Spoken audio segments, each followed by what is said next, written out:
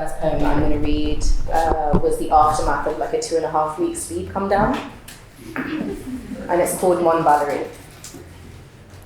My bedmate is the uncapped miniature screw top jar with slices of Valium, wholes, halves, and quarters that a witch I love had prescribed to me, knowing my whines and waltzes with the demons on my shoulders, sweat between hinges of my knees, dirt underneath my fingernails. In my dreams, carrying babies within scarves tightly bound to my chest, over precariously slippery and rotting wooden bridges into degraded slime, maggot juice infested tree houses connected to a warm and blushing stately home of demons drinking whiskey. Depression is rather pleasurable. What a privilege that I feel sad with no hands around my throat or flames licking the walls of my home. That I feel a numbness to everything around me, overpowering the golden crowns ablaze atop the ancient oak tree with tears of mahogany leaves cascading down to the floor before a Pied Piper blows into his delightful flute and has them scurrying to the source of headiness and possession.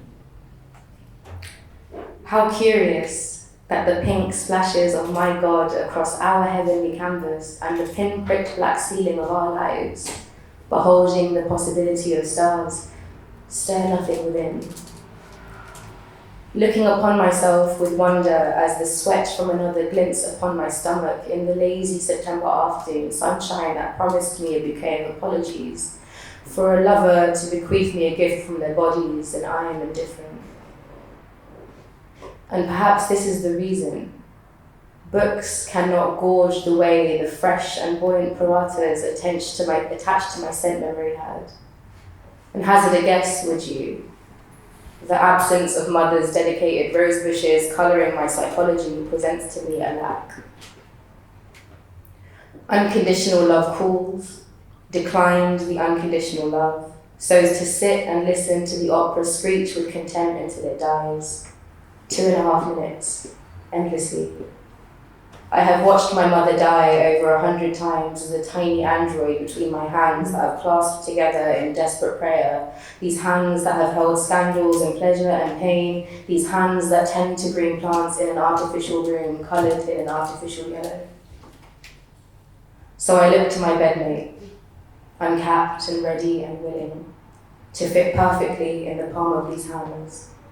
And I remember solace in sleep, babies that only die in my mind's eye. I'm certain they are waiting for me as I embark upon the next trip, only this time screwing the lid back on. Thank you. Thank you.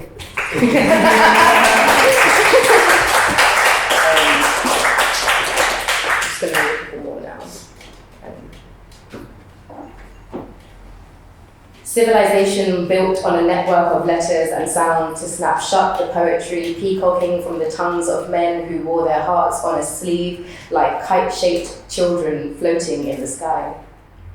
Young girls awaiting the tenderest of kisses by the collapsed coconut tree lying over this mythical border separating black ants from mothers. Young girls hiding in the shade, eager to greet dripping saliva, instead being met with a slippage unknown. So who gets the root and who gets the foliage? Too backwards, too far behind to catch up with the craze of modernity. Bodies steamrolled over in celebration of industrialism, left behind as lucky depictions carved bearing legacies of genders infinite language cannot contain.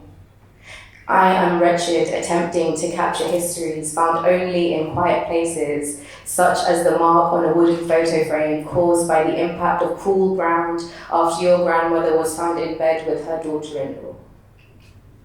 So leave. I will swing from the tree and tell children of a truth, a feeling, a fleeting certainty. Dreaming of those beating clothes mercilessly upon rocks where oily hair drips down the blue-black limbs and my skin is dull, so I cut my hair off, unable to fantasize that which was snatched away. Furtive glances developing over the years, a rose found at your clothes washing spot, and there was not enough for saffron, but rice was sweetened with anticipation of tomorrow. And they would inch closer to the garden. And mother would know but pay no attention to fingers entwined on a beating track. You try this pattern on my palm, and I will rub your feet, where the kiss upon it ignites a transcendental journey together. How much time?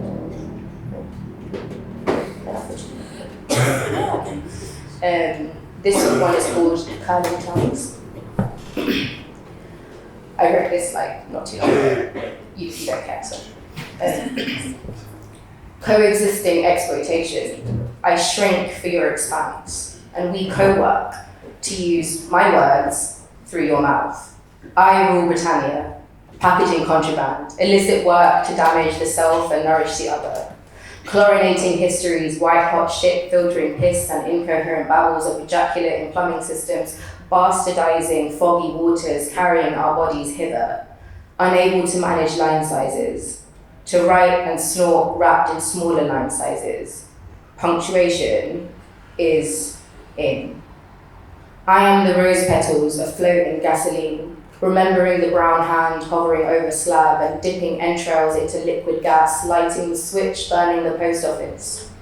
Her Majesty's invisible tubes, pumping eviction notices and lies, court dates, fetal matter, fighting the untelevised war, screaming the revolution will not be funded.